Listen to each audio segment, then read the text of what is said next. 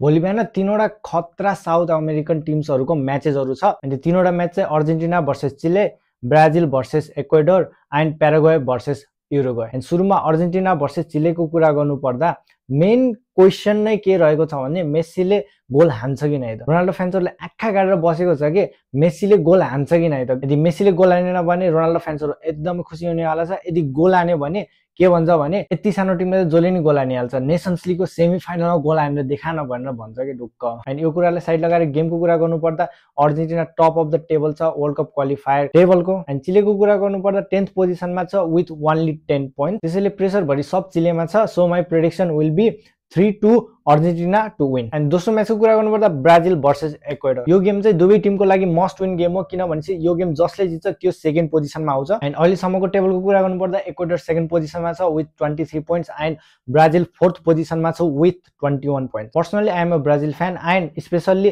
Carlo Ancelotti आइसकेपछि यो team कस्तो खेल्छ त्यो हेर्नु छ मलाई। होप राम्रो खेलोस् एन्ड जितोस् पनि। And my prediction will be 3-1 Brazil to win है। एन्ड लास्ट म्याचको कुरा गर्नु पर्दा उरुग्वे भर्सेस प्याराग्वे। यो गेम पनि दुवै टिमको लागि एकदमै इम्पोर्टेन्ट छ किनभने दुईवटै टिमको पोइन्ट्स बराबर छ 21-21 इच। एन्ड जसले जित्यो त्यो थर्ड वा सेकेन्ड पोजिसनमा आउन सक्छ। एन्ड रिसेन्ट फर्मको कुरा गर्नु पर्दा प्याराग्वे एकदम खतरनाक फर्ममा छ। 8 गेम अनबिटन छ अहिलेसम्म एन्ड अर्जेन्टिनाले पनि जितेर आएको छ। एन्ड उरुग्वेको कुरा गर्नु पर्दा तिनीहरूको फर्म त्यति स्टेबल छैन।